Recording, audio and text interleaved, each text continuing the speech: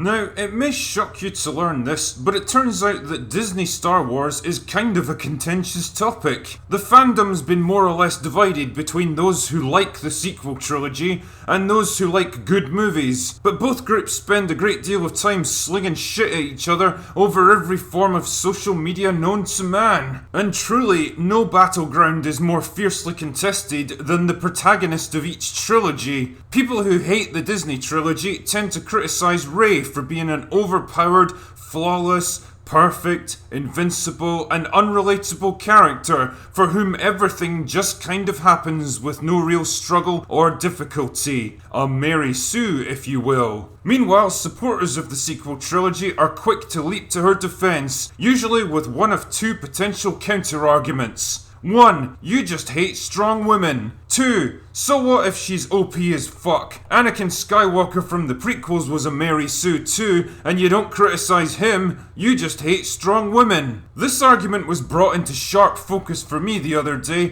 when I was perusing Twitter in search of calm, logical, rational discussion about the merits of the sequel trilogy, and I chanced upon this little gem of a comment. Ah yes, that famously perfect protagonist who wins at everything, always makes the right decisions, has a selfless and compassionate personality, and is universally loved and respected by everyone. You are on this council, but we do not grant you the rank of master. I love you! Liar!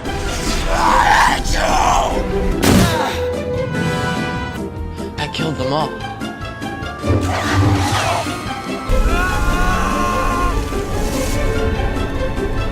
Well, random Twitter moron, as it turns out, I am ready to have that conversation right now. So saddle up, y'all, because the drinker's here to round up this bullshit and put an end to this argument once and for all. Let us journey deep into the world of the Star Wars prequels and see if we can figure out whether Anakin Skywalker really is a Mary Sue. Now, in order to do this, we have to nail down what exactly a Mary Sue is. Well, according to the dictionary definition, it's a term used to describe a fictional character, usually female, who is seen as too perfect and almost boring for lack of flaws, originally written as an idealized version of an author in fan fiction. Now, the finer points of what makes a Mary Sue can vary depending on who you talk to, but after consulting multiple sources and drawing upon my own experiences as a writer, there's a few common traits that I think most people would generally agree on.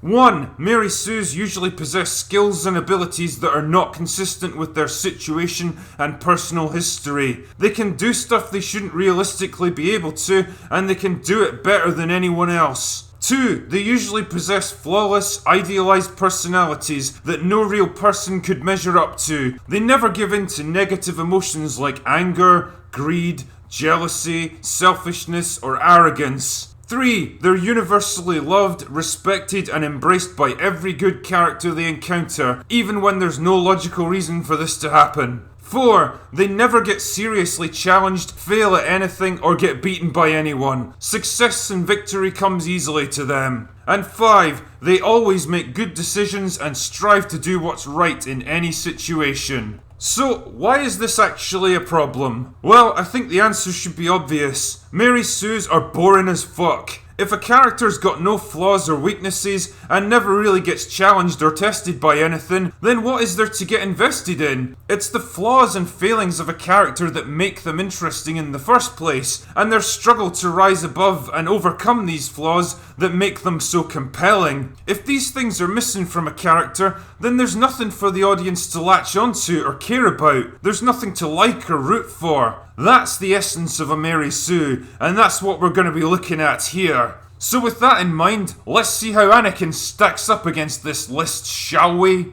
Point number 1, being overpowered and having abilities that he shouldn't. Now, this more than anything else is what people tend to latch onto when they criticise Anakin, and who can blame them really? On the surface, it seems pretty ridiculous to see a 9-year-old boy doing stuff like this. R2, get us off this autopilot!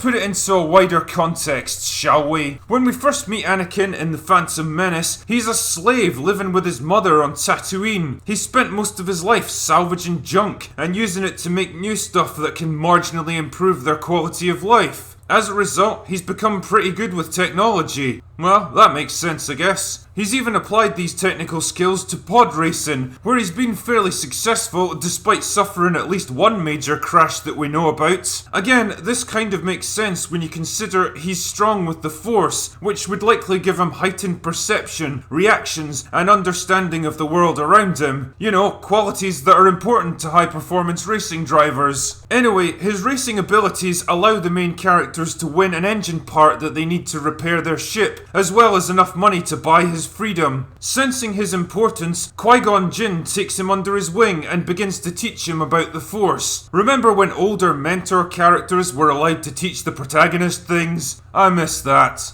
He also takes part in a space battle that destroys an enemy mothership at the climax of the movie. Now, as goofy as this scene is in its execution, it's not actually inconsistent with Anakin's abilities and experiences. If you've worked around technology, vehicles and ships your entire life, and you can pilot a racing pod to a high standard, then it stands to reason that you could probably operate other types of spacecraft as well, particularly if you have a droid on board to manage most of the ship's systems for you. However, for the sake of argument, let's concede that Anakin in The Phantom Menace is indeed more skilled, competent, and capable than your average person. So, what kind of effect would this have on a young man from an impoverished background, suddenly thrust into a much larger world of power, politics, and opportunity? Well, that brings me neatly along to point number 2. Mary Sues are supposed to have flawless personalities, never giving in to anger, jealousy, resentment, vengeance, or ambition. All throughout the second and third movies in the prequel trilogy, Anakin displays an increasingly severe set of personality flaws that begin to undermine his position in the world and his relationship with other characters. He's impetuous and hot-headed, frequently rushing into dangerous situations without waiting for backup or considering the risk to himself, particularly when someone he cares about is in danger. Keep that one in mind because it'll be important later. He's ambitious but also impatient, feeling like he's been unfairly held back by other characters, particularly Obi-Wan Kenobi, and this resentment causes a growing rift between the two men that eventually spills out into open conflict. Rather than taking the longer and harder path to wisdom and understanding, Anakin wants everything right away. He also cares deeply about people close to him, and this attachment often manifests in explosive bouts of anger and jealousy when he feels that they're being threatened. Like when his mother gets kidnapped and killed by Tusken Raiders, causing Anakin to go on a violent rampage that escalates into wholesale slaughter. Afterwards, even he's shocked by what he did. And not just the men, but the women. And the children, too.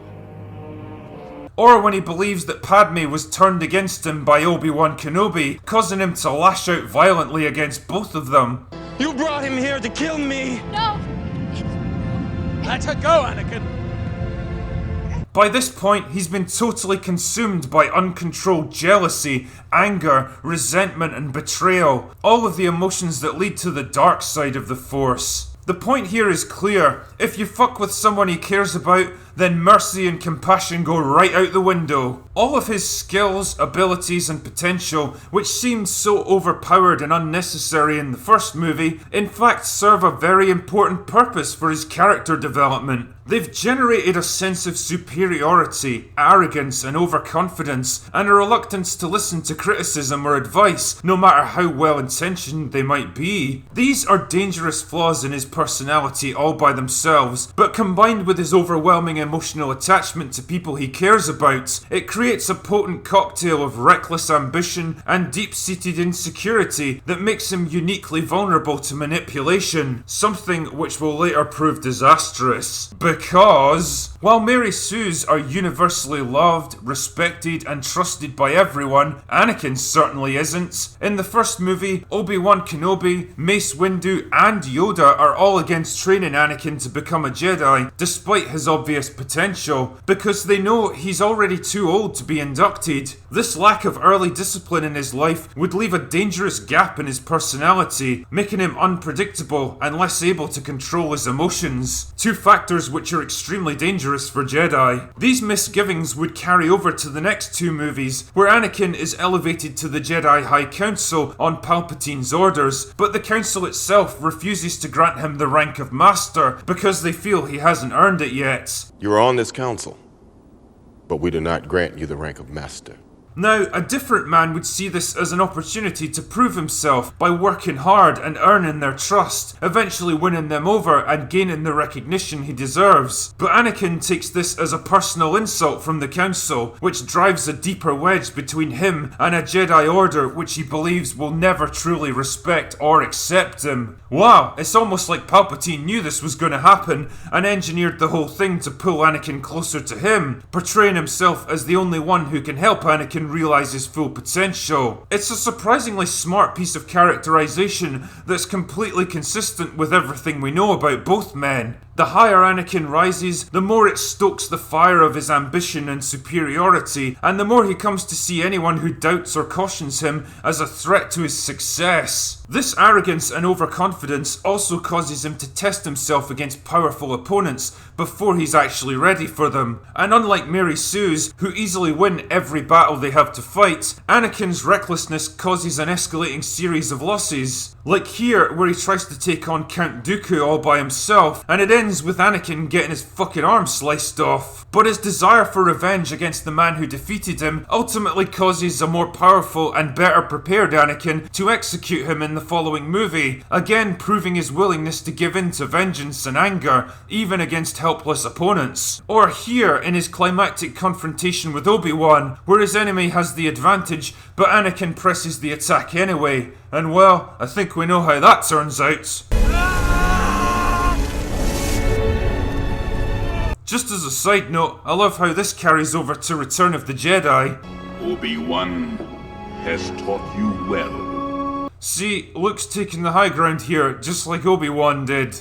What we have here is a clear pattern of behaviour from a man whose ambitions consistently outstrip his abilities. Rather than demonstrating patience and restraint and taking the slower and harder path to lasting wisdom and fulfillment, Anakin's inherent character flaws cause him to push himself beyond breaking point with increasingly disastrous consequences. Which brings me neatly along to the final point. Whereas Mary Sue's consistently make good, righteous decisions and always strive to do the correct thing, Anakin on the other hand demonstrates a consistent pattern of mistakes and misjudgments that ultimately cost him everything. As I've already shown you, the flaws in his personality are exacerbated by his powers and abilities, making him easy prey for a ruthlessly ambitious man that knows exactly how to flatter his ambitions and prey on his weaknesses. This eventually causes him to commit terrible crimes like murdering an entire tribe including unarmed civilians, murdering children,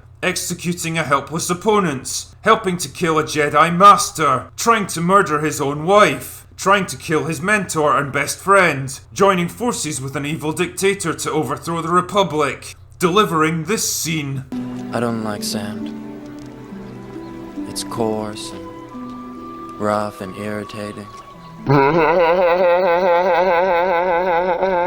What I'm trying to say with all this pish is that Anakin Skywalker is the very furthest thing from a Mary Sue that you can get. Trying to label him as a Mary Sue for no other reason than because he's good at lots of stuff demonstrates a complete misunderstanding of what a Mary Sue is and also of who Anakin is. The reality is that he's a powerful but deeply flawed man whose unique combination of circumstances and abilities have created a dangerous personality that's vulnerable to manipulation and corruption. His greatest strengths ultimately prove to be his most terrible weaknesses, with consequences that echo across the entire galaxy. Now, I have my own thoughts on the prequel trilogy as a whole, and I'd be lying if I said they were great movies, but fundamentally, I think the story they tell is actually pretty fucking good. And I'm just gonna say it, Anakin's rise to power and fall to the dark side is a damn good piece of character work that Disney would have done well to pay more attention to.